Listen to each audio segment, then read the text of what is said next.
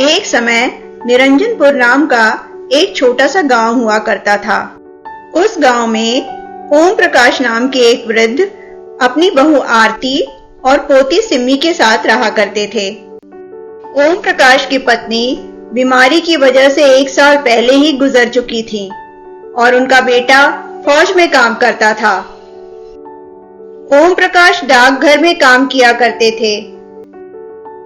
माफ करना साहब, आज जरा देर हो गई, मैं अभी झाड़ू लगा देती हूँ। अरे सरस्वती, ये तुम्हारे सर पे पट्टी क्यों बंधी हुई है? अरे कुछ नहीं साहब, तड़के पैर फिसल गया था तो थोड़ी चोट आ गई सर पे। अरे भाई ध्यान रखो अपना। और तुम्हारी बिटिया तो ठीक है ना? जी साहब, झुमकी बिल्कुल ठीक है। सिम्मू बेटा कहाँ है तू? जल्दी बाहर आ। अरे सिम्मू बेटा, मैं तुझे कब से आवाज लगा रहा हूँ और तू है कि सुनती ही नहीं। दादाजी मैं आपसे बहुत गुस्सा हूँ, आप मुझसे बात मत करिए। तू देख तो जरा, मैंने तेरे लिए शहर से केक मंगवाया है। अरे वाह दादाजी, मैं तो इसी का इंतजार कर रही थी। पिताजी आपके लाड़ प्यार ने तो इसे पूरा बिगाड़ दिया है। पता नहीं सरस्वती 1 हफ्ते से क्यों नहीं आई, जाके उसके घर देख कर आता हूँ। ओम प्रकाश सरस्वती के घर जाते हैं।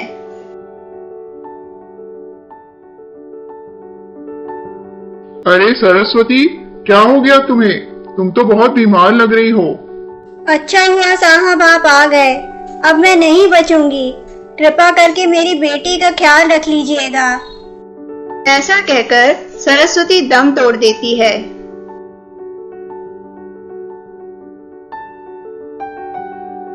ओम प्रकाश झुमकी को अपने घर ले आते हैं। पिताजी ये लड़की कौन है? ओम प्रकाश सारी बातें आरती को बताते हैं। अब से झुमकी हमारे साथ ही रहेगी। आरती तो झुमकी को खुले मन से अपना लेती है, पर सिम्मी को ये बात बिल्कुल पसंद नहीं आती। लाओ चाची, मैं आपकी मदद करती हूँ। अरे नहीं झुमकी, मैं कर लूंगी। पर झुमकी कहाँ मानने वाली थी। धीरे धीरे वह आरती की हर काम में मदद करने लगी। झुमकी, तू तो मेरी पिछले जन्म की बिछड़ी हुई बेटी है जो इस जन्म में मुझे मिल गई। भगवान करे तू हमेशा खुश रहे। चल झुमकी, तुझे अपना डाकघर दिखाता हूँ। जब तक सरस्वती थी, ये डाकघर बिल्कुल साफ रहता था। अरे दादाजी आप छोड़ो, अब से मैं हफ्ते में यहाँ की एक बार साफ सफाई कर दिया करूँगी। दादाजी मेरे लिए फिर से शहर से केक मंगवा दो। अरे सिम्मी, मुझे केक बनाना आता है, मैं तुम्हारे लिए अच्छा सा केक बना देती हूँ। तुम ना चुप करो, नहीं खाना मुझे तुम्हारा घटिया केक। मुझे अपने दादाजी से ही केक मंगवाना है।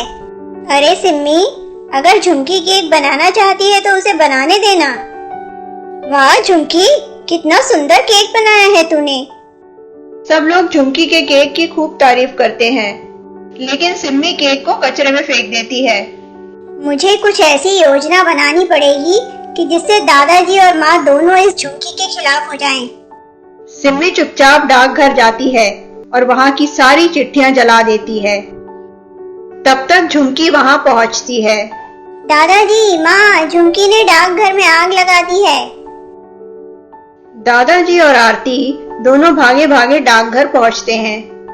अरे झुमकी, ये क्या किया तूने? जिस थाली में खाया उसी में छेद कर दिया। मैंने कुछ नहीं किया है चाची। तूने पिताजी की बरसों की मेहनत पर पानी फेर दिया। हमने तुझ पर कितना विश्वास किया था। अब से हमारे घर में कदम भी मत रखना। झुमकी रोते रोते अपने घर पहुंचती है।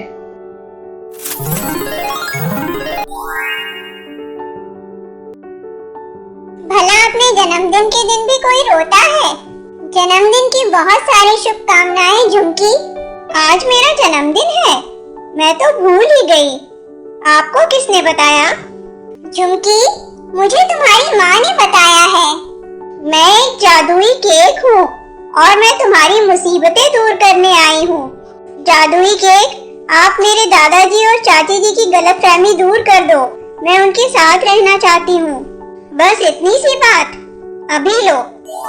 तभी झुमकी को ओम प्रकाश और आरती आते हुए दिखाई देते हैं। हमें माफ कर दे झुमकी बेटा, हमसे भूल हो गई। ये सब किया कराया सिम्मू का था। चाची जी आप माफी मत मांगिए, इसमें आपकी कोई गलती नहीं है। दोनों जन झुमकी को घर ले आते हैं। झुमकी मुझे माफ कर दो, मैं जलन में अंधी हो गई थी। सिम्मी इसमें तुम्हारी कोई गलती नहीं है, तुम्हारी जगह मैं भी होती तो यही करती। दूसरे दिन जब ओम प्रकाश डाकघर जाते हैं तो उन्हें वह जली हुई चिट्ठियां पहले की तरह ही मिलती हैं। देखो आज मैं तुम सबके लिए कितना बड़ा केक लाया हूँ। सभी लोग मिलजुल कर केक खाते हैं और इसके बाद उनकी जिंदगी केक की तरह मीठी हो जाती है। शिवानी नाम का एक छोटा सा गांव था। उस गांव में सेतु अपनी पत्नी उर्मी के साथ रहा करता था। सेतु सेब के बागीचे में काम किया करता था। क्यों रे सेतु, मैं कई दिनों से देख रहा हूँ आजकल तेरा बागीचे में बिल्कुल ध्यान नहीं है।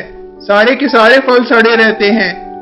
जी नहीं तो मालिक, मैं तो बागीचे का बहुत अच्छे से ख्याल रखता हूँ। बागीचे का मालिक बहुत ही दुष्ट व्यक्ति था। वह आए दिन सेतु के काम में कोई न कोई कमी निकालकर उसके पैसे काट लिया करता था। क्या हुआ जी, इस बार भी मालिक ने पैसे काट लिए? हाँ उर्मी, ये तो हर महीने का रोना हो गया है। जी हम पिछले 6 महीने से सज्जन को पैसे नहीं भेज रहे हैं, उसे भी तो पैसों की जरूरत होगी। सज्जन उर्मी का भाई था, जिसके यहाँ उर्मी की बेटी चिंकी पढ़ा करती थी और उसी की पढ़ाई के लिए वे लोग सज्जन को हर महीने पैसे दिया करते थे। सुनो जी, 6 महीने से उर्मी जीजी ने पैसा नहीं भेजा। अब हम आगे चिंकी को कैसे पढ़ाएंगे?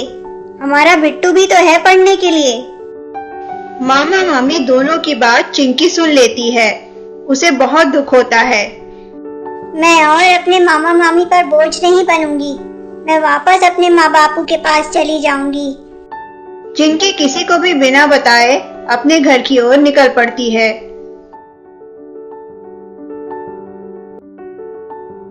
अरे बाबा, इतनी ठंड में बाहर क्यों खड़े हो? जाओ अंदर जाओ, ठंड लग जाएगी। बेटी, मैं अपने सेब के बिना घर के अंदर नहीं जाऊंगा। सेब? कैसा सेब बाबा? बेटी, मेरे पास एक बोलने वाला जादुई सेब है जो कि एक जादूगर उठाकर ले गया है। वो यहाँ से थोड़ी दूर पर ही एक गुफा के अंदर रहता है। क्या तू मेरा सेब मुझे वापस ला देगी? और हाँ, मेरे सेब को सोने की बहुत आदत है। वह पल पल में सो जाता है। जैसे ही वह तेरे हाथ में आए तो उसे कहना, उठ जा सेबूमल, तभी वह तेरी इच्छा पूरी करेगा। चिंकी बहुत बहादुर लड़की थी। रात घिर आई थी, फिर भी चिंकी गुफा की तरफ जाती है। ए लड़की, यहाँ क्यों आई है? तुझे डर नहीं लगता? मैं बाबा का जादुई सेब लेने आई हूँ। क्या तुझे उस सेब को जगाने का मंत्र आता है? नहीं, पर मैं कोशिश कर सकती हूँ। ये ले सेब और जल्दी से कोशिश कर इसे जगाने की। चिंकी बहुत ही होशियार थी और जादूगर थोड़ा मूर्ख था। उठ जा सेबूमल। हाँ क्या काम है, बोलो क्यों जगाया? जल्दी करो, मुझे बाबा के पास पहुँचा दो। इसके पहले कि जादूगर कुछ समझ पाता, चिंकी बाबा के सामने पहुंच जाती है। लो बाबा, तुम्हारा बोलने वाला जादुई सेब। धन्यवाद बेटी, जो तूने उस जादूगर से इस सेब को बचा लिया, वरना वह इसका उपयोग बुरे कामों के लिए करता। पर मैं इसका क्या करूँगा? तू इसे अपने साथ ही ले जा। मुझे पूरा विश्वास है तू इसका उपयोग अच्छे काम के लिए ही करेगी। चिंकी जादुई सेब लेकर घर पहुंचती है और उसके बारे में सबको बताती है।